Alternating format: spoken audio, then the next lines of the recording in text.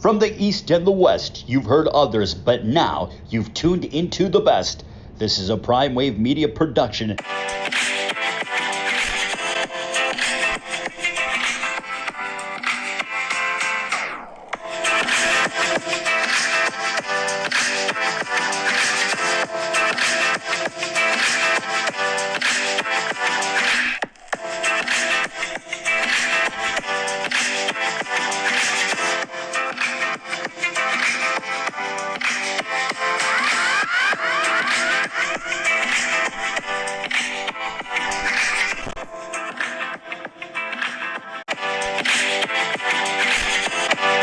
What's up, world? It is time for the premier sports betting show with the one and only Pop DiBiase, the primetime capper, and this is the Primetime Angles live on IG. And boy, oh boy, do we got a big day ahead of us today. We got ourselves some college basketball, some college football, and we have the NBA today as well too. And we got a little, little news, little my 2 cents, state of the Lakers as well too to start off the show today, as well. So pretty much, man, you guys just buckle up, buckle up. Like, are we about to get in the car or something? You guys just sit back, relax, drink your coffee, your tea, whatever you're doing. You got your blunt out, whatever you need to do. Just make sure that you paying attention so you don't miss the money, all right? So here we are, and let's go ahead and jump into it early, man. Last night, we had ourselves, it kind of went bad last night the moment Nick Folk went ahead and missed that kick last night when we could have got the over 10 there, but the over 9 to, clinch the team total in the first half. And then pretty much it all went to the left last night. The Patriots, we had them on money line and spread last night, and it was an absolute, you guys saw it. It was manure. It was terrible. It was bad. So pretty much my 2 cents on this. Let's not say it's the death of a dynasty. Let's just say that the dynasty has pretty much been, grinded to a halt real quick. Because the thing is, Bill Belichick's going to be back next season. This was the best way for them to evaluate the type of roster that they have this season. And as you can see now, the Patriots, I'm not going to say they're broke because they have a very rich owner, but when it comes to cap space, things of that nature, they're pretty tied up right now. So this is why the Patriots were unable to really be the Patriots this season. They also had 8 players sit out this year as well too. I know I'm giving out excuses for this team right now, but they deservingly so though, because this team still fought. They still scrapped. They could have been a 3-13 team this season. They could have been a 4-12 team this year, but they still fought. They still scrapped. And funny thing is, that was the first game all season that they lost to a team over 500 at home as well too. So the Patriots pretty much had a season that we kind of all saw coming, but really, in a way, it went exactly the way it was supposed to go. Miami set up the kill, and the Buffalo went ahead and finished the job off. And as you guys know, one team used to run the division in the 70s, the other team used to run it in the 90s. So pretty much that was some bittersweet stuff because both those teams dominated the Eastern Division, you know what I mean, in the AFC and AFL, all that good stuff. So pretty much it's only right that those two teams are the ones that pretty much put the Patriots out their misery for this season. But all in all, though, definitely a dynasty. I say not so fast. I think that Bill Belichick will be able to recover from this, and he'll make sure that he has himself a pretty good roster coming into next season. But there it is. No Patriots in the playoffs this year.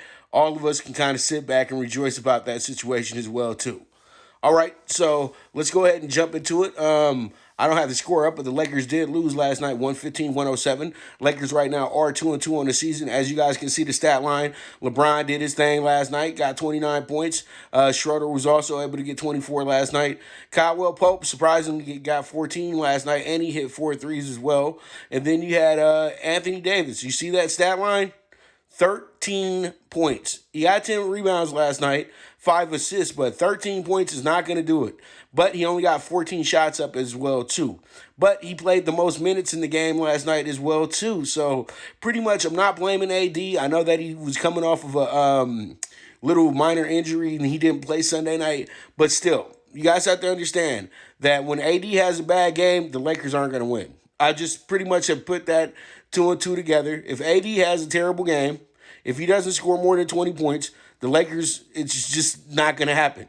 It seems like the Lakers need 3 20-point scores to really push the tide or have themselves 5 or 6 guys in double figures as well, too. So last night pretty much was just, to me, from what I'm looking at the stats, was just an off night. Even though they did get a good lead in the third quarter after a 15-0 run, they went up by 8 points. But you know what? They have to learn how to sustain those things as well, too. The Lakers still have chemistry issues as well. And then, Montrezl Harrell cannot be depended on to be the guy late in the game to be, being your defensive anchor and things like that. So there's moves that the Lakers may be needing to make very soon.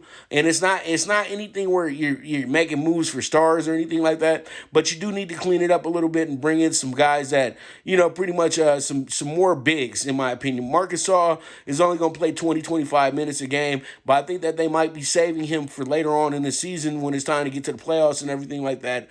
And then Montrezl Harrell is going to be getting a lot of the load at center as well too, because the Lakers want to do this small center thing. But all in all, eventually, I think what's going to happen here is that JaVale McGee will work his way back to the Lakers this season, because the Cavs are balling right now. Yeah, they're 3-0, but still, they're not going to be that good at the end of all of it. But they're showing some promise. They're showing some heart. And I'm going to talk about that on Hoops 101 this week as well, too. And guys, remember, I'm going to do 2 episodes of Hoops 101, for the early part of the week and for the later part of the week as well, too. So be on the lookout for that. But all in all, state of the Lakers, I think that the Lakers' chemistry has to get it together. The chemistry is not all the way there yet, so we're going to be running into moments like this, and I don't expect the Lakers to get off to a great start, but I do expect the Lakers to make a big run, meaning they're going to 10-12 game winning streak, in about the next week or two. They just have to go ahead. I think really what it is when they get on the road. The Lakers always seem to get the season going when they get on the road.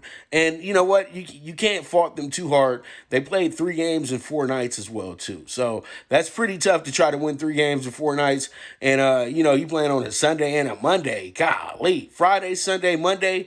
That's a very unusual NBA schedule. So with that, we go ahead and we're going to move on to the money, baby. And first up, we got the Cheez-IT Bowl. And in the Cheez-IT Bowl, we got ourselves a very good matchup here between Oklahoma State and Miami. Miami has only lost 2 games on the season. Both were to ranked teams in the ACC. But once again, the ACC was a very weak conference. And in both of those games, this team was blown out badly, 30-plus points in each game. And the last game of the season they had, that was absolutely terrible. Period, point blank. They got beat 62-26. So, the Canes are having some real woes when it comes to bowl games. Oklahoma State, they're in the 50-50 category somewhat. And this team is pretty good. They started off the season very well, and then they went 3 for 3 their last few games and everything like that. So pretty much they're 7-3 coming into this game. And, these guys have seen each other before in a bowl game and everything like that. And, it might be advantage to the Canes because they are in Orlando. And, Orlando's not too far from Miami. It's all in the same state. So, only reason why I can't do it, though, here with Miami got shut out last year in a bowl game. Miami ain't won a bowl game in a long time, dude. And pretty much I don't trust this team against anybody outside the ACC right now. They didn't get themselves a true out of conference schedule, things of that nature. So pretty much these are my bets for tonight in this game right here. And that's what I'm going to do. I'm going to take Oklahoma State on the money line, minus 115. I feel like we can dip the toe, get the over-under here in the first half, 30.5 points. And then they gave us some great value with Oklahoma State in the first quarter. And hopefully Oklahoma State will be up. But we get a plus 120 for that bad boy as well, too. And I think the Oklahoma State defense is a little bit better than advertised and how they look on paper. They've been able to have games right where they wanted it at, and they've had a couple unders this year that you didn't see coming as well, too. I think what happens here is that they keep Miami under 30.5 points today, and there it is. Those are our bets for the Cheez-IT Bowl. So, once again, Oklahoma State money line, minus 115, over 30.5 first half, minus 5 on the -5, just be up a touchdown, be up a point. First quarter +120. And Miami under 30.5 for the whole game, okay? So there it is. That is the bets for the Cheez-It Bowl. All right, we move on, and we got the Alamo Bowl. This is always a classic bowl between, usually it's between a Big Ten team and a Pac-12 squad, but this year it's going to be between Texas and Colorado. So pretty much Texas is coming into this game. They know about this game as well, too. They played in it plenty of times as well. And this is a pretty big moment for Colorado, a team that won their first 4 games of the season and dropped their last game of the year against Utah. And then you have a Texas team that started the year off 2-2, but went ahead and won went ahead and finished up winning their last 4 out of 5 games as well too. So they're coming in here pretty hot. But you look at Colorado, and Colorado is a sneaky good team. They got a great coach. They got great coordinators as well, too. All these guys have a lot of experience in college football and pro football as well, too. So Colorado does yield a big danger to this Texas team tonight, even though Texas is the favorite here, and rightfully so, because Texas seems like they played against better this year. But the Big 12, you don't know if it was a better conference than the Pac-12 this year. So we have to see how it's going to go in this game. But from how I have it looking right now, I got a really close game coming between these two teams, and this is how I'm looking at it. These are the bets I'm rocking with for this game. And I'm going to go ahead and go +7.5 on Colorado here. I trust the over here because Texas defense gives up a lot of points, but their offense scores a lot of points as well too. I got a feeling that Colorado is going to come out here very pumped up, very ready to play. And if they get the first possession, hopefully I'll be up at the first half saying that they score first and they keep scoring, in the back and forth. So if you get the first possession, that means you should be up at the half. So that's why I'm taking them with the +185 for the first half money line. And then I love the over 27.5. I think they're good for 28 points or better today as well, too.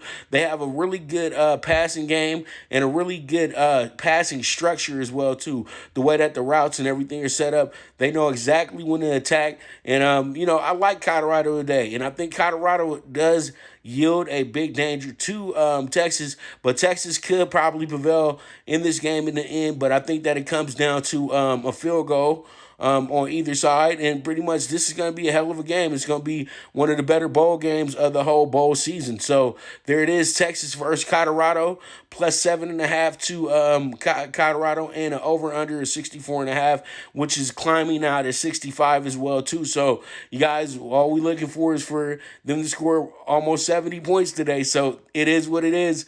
At the end of the day, that's the Alamo Bowl. Once again, +7.5 Colorado, under 64.5 for the game total. And then we have the Colorado first half +185. Colorado over 27.5 team total. So we need 28 points to cash that ticket. All right, so there it is. That's a wrap on the Alamo Bowl. Now we move on, and we got a bunch of games in college basketball today, starting with the ACC Bets List. And we got Miami today playing against old rival Virginia Tech. You know that Miami and Virginia Tech go all the way back to the Big East days and everything, when they used to be basement neighbors and everything in that conference. So now they play each other today, and Miami, Virginia Tech, always a fun game in my opinion. And I think what happens here today is, I know Miami hasn't been looking great, but Miami figures out a way to cover in this game today because nobody's going to see it coming. So pretty much I like Miami. I like the +6. Let's see if they can lose by 5 or less or pull off a big win. We move on, and we got Clemson going against Florida State. This is a toss-up game. But when you go to Littlefoot, it's always a tough out, and I think Clemson knows what they got to do in the ACC. They got to protect that house because road games are uncertain. You can go on the road and lose to the worst team in the ACC just because everybody protects their house. Because I'm going to tell you like this, Georgia Tech is a very, very dangerous team at the Thunderdome. But outside of the Thunderdome, it's whatever. You know what I mean? So you have to caution yourself for that. And Clemson's one of those teams where they're really tough at Littlefoot, Little John Arena. That's what it's called, Little John, Littlefoot Arena, something like that. And there it is, -125 on Clemson today. That's our ACC Bets List. Go ahead and single what you like. We move on to the AAC, the American Athletic Conference. We got South Florida going against Memphis today. I like this matchup for South Florida. I think that South Florida is really getting overlooked, and they're figuring out ways to just stay competitive in games as well, too. They got a big win to open up conference play this year, and that was on the road as well. So Memphis needs to be on the lookout for this South Florida team, because you already know they did drop a game to the team below us, Tulsa, on the road. But, that was on the road. That wasn't at home like they are tonight against South Florida. But South Florida knows that they have a point to prove, and I think they'll make this game very, very interesting. I think that if they lose under 9 points tonight, but probably by 6 or 5 or something of that nature. And then Tulsa tonight has a good opportunity to go ahead and shake the card again. They got a big upset over Memphis last week, and this week they looking towards getting another big upset against Houston, who is seen as the best team in the conference this year.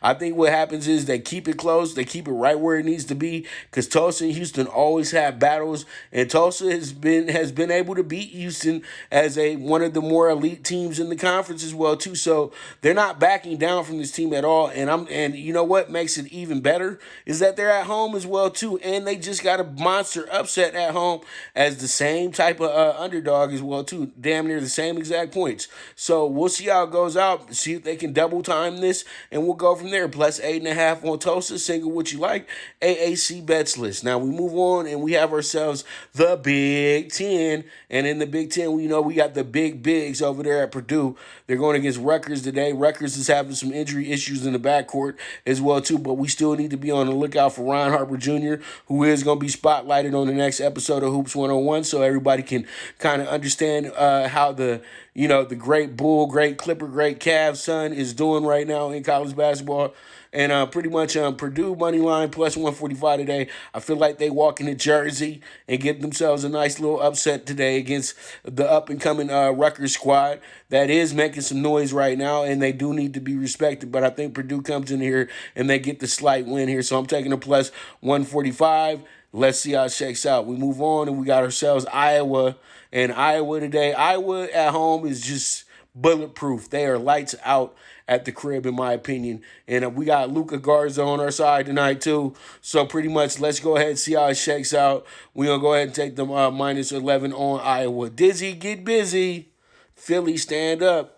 All right, so we move on, and we have ourselves the SEC list. In the SEC, we got Texas A&M going at it with LSU. Good rivalry game here. And these two always make for great theater. So it's not hard taking taking Texas A&M here. I feel like this game is going to be much closer than it looks on paper, and I think that's exactly where we got to go to here. And there it is, plus 7.5 on Texas A&M. Let's see how it shakes out. We move on, and we have ourselves the Ole Miss money line for the night as well too, and plus 110. And this one is one of my little oldies but goodies. I got it a few years back. Thank you, sir. Which called Ole Miss money line plus 110. They need some love right now because you know how it is, bro. They got a playoff week. They got the most important week of the season going right now for themselves. So we'll see how it goes. But don't think I'm a Rams fan though. But you know what? They in the city, so you know what? They get a little bit of love. Plus 7.5, Texas A&M. Ole Miss, I think they win this battle right here against Bama. And let's see how it shakes out.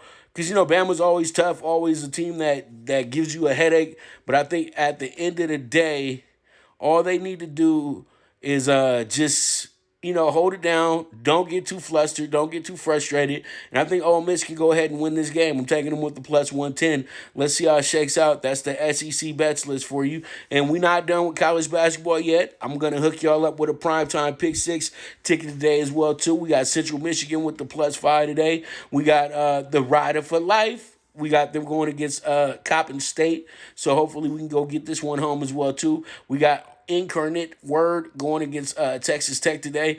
I feel like they done played each other a few times already, but we'll see how it goes. I think Incarnate Word will be able to cover because this is a Texas thing, and these Texas teams always figure out a way to cover against each other. All right, so as big dogs, all right? And then that's not Ryder, the -10 that we have here. The -10 is I'm gonna fix it for you guys, but it's not gonna be Ryder. Hold on. It's gonna be USC. Sorry about that, y'all. So it's gonna be USC -10 to USC. That's going to be our -10 squad right there, too. And I'll make sure to fix that when I do the videos and all that stuff in a bit. And then we have Mercer with the money line -140. And then we have Southeast Louisiana money line as our big dog today because they're going against Lamar. And I just like the way these guys have played against a lot of the better teams in college basketball because that's who Southeast Louisiana has been playing the last few weeks. So this is really not that hard for me to take them on the +190. So there it is, 64-1. And once again, the Ryder game, circle it down. This is the USC game, okay? So pretty much this will be fixed in a moment.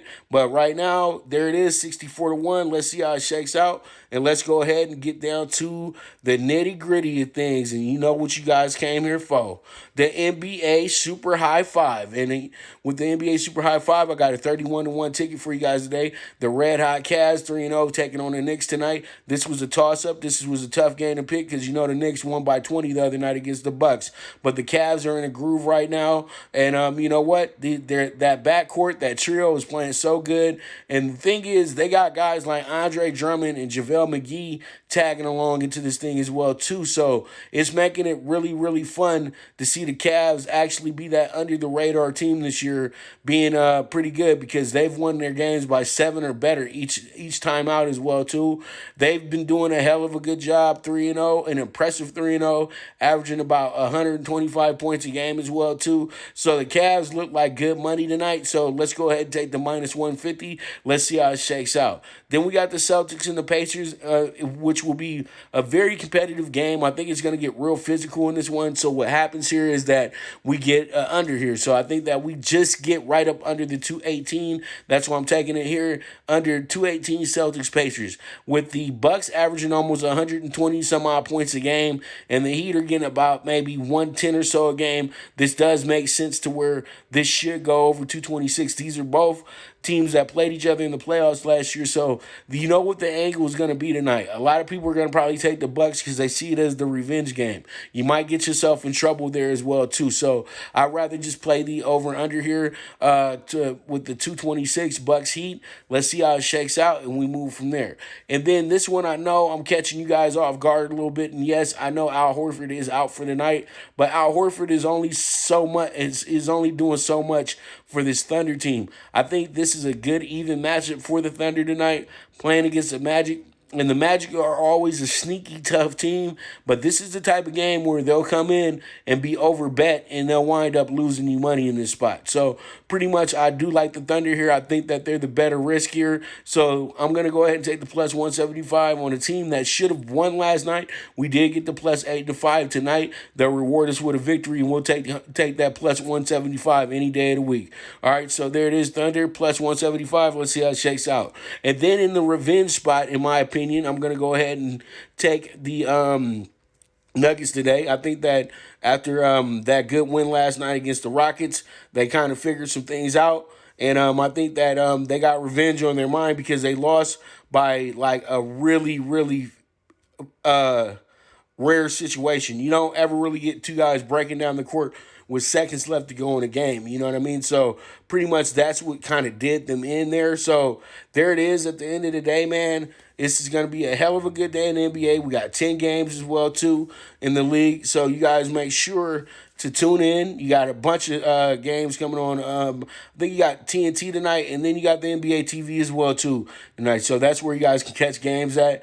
And, you know, I gave you guys 5 of them, and there's other games going on tonight as well, too. So pretty much be ready, be on the lookout for those. But once again, 31-1, Cavs money line -150, under 218, Celtics Pacers over 226, Bucks Heat, Thunder money line +175, and the Nuggets -2. Single what you like.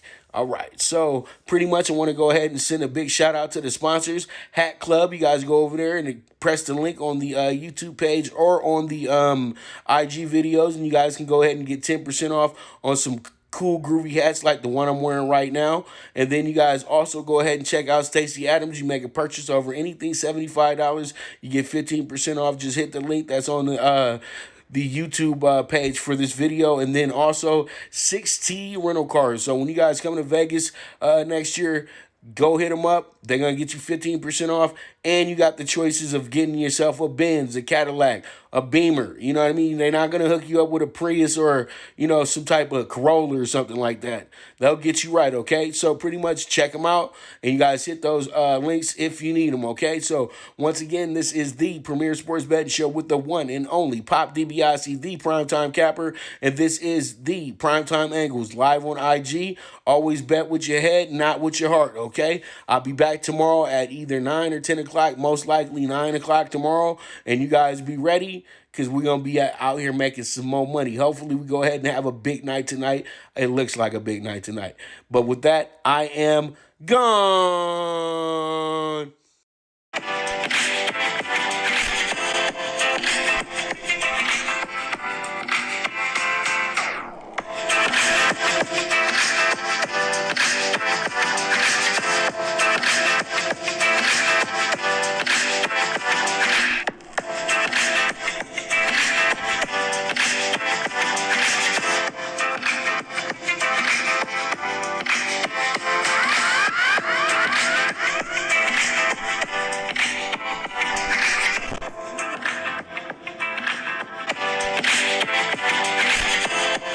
Thank you for tuning into the Primetime Angles, the Premier Sports Betting Show, hosted by the one and only Pop DiBiase, the Primetime Capper. This is a PrimeWave media production, and go ahead and press that subscribe button.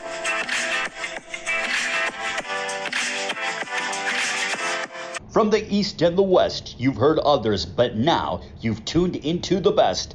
This is a PrimeWave media production,